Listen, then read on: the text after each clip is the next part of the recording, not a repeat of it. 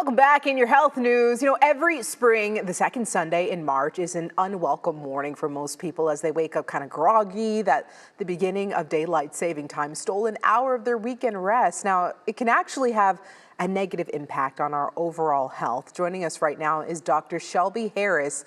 She's the director of sleep health at Sleepopolis. Good morning to you, Dr. Harris.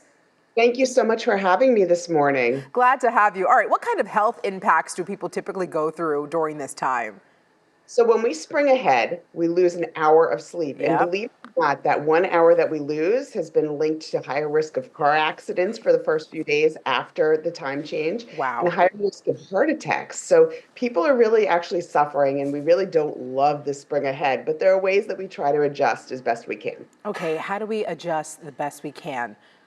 So there's a few ways. One is the thinking ahead of time, and I love that you're doing this interview now, a good week in advance, which is Uh-huh. great. So one way is to do it where every night you'd spend about 15 minutes, you go to bed earlier. So you go to bed 15 to 20 minutes earlier and wake up 15 to 20 minutes earlier. So you do that every few days to then when you spring ahead, you've now adjusted to the new time. So that's one way to do it, where you're really thinking in advance.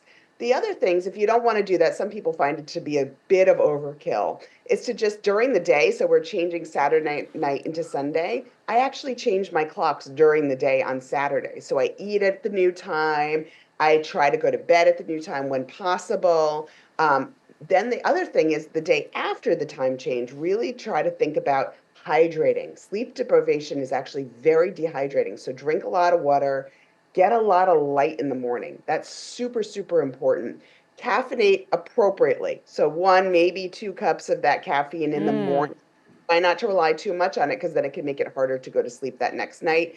Avoid alcohol. And the other big thing I really like is to just think about just getting out in that light, but getting some gentle movement. So maybe don't have that hardcore workout that you might do on Sundays. Right. Just very gently getting that light exposure, and don't expect, if possible, try not to do too much that's too strenuous that next day. Yeah, great advice. How about some pros and cons of, I guess, springing forward? Are there any pros?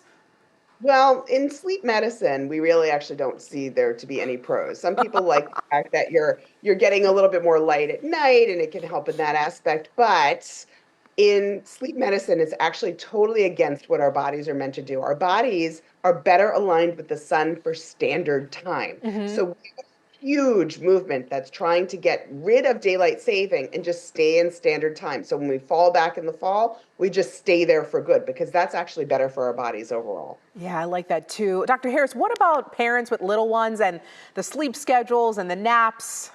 Any advice Yeah. there? It's interesting. The fall behind is worse for the little ones because having had little kids myself a few years ago, they wake up really, really early in the fall. The spring, it's usually the teens actually really struggle. So having to pull them out of bed, the little ones, not so much. But again, the same things: hydrate, get that light in the morning, gentle movements, really important. But if you really can, try to get your teens on a good schedule a few days in advance because they're the ones who actually suffer the most with this time change. Oh, wow. Dr. Harris, I can talk to you for hours. Where can people find more information when it comes to their sleep health and how to contact you? So you can go to sleepopolis.com. We have tons of information there. And I also have an Instagram account at sleep.shelby where I do a weekly Q&A. So you can go there as well and ask Oh, me you were questions. awesome, Dr. Harris. Thank you so much for joining us here on Daybreak. Take care. All right.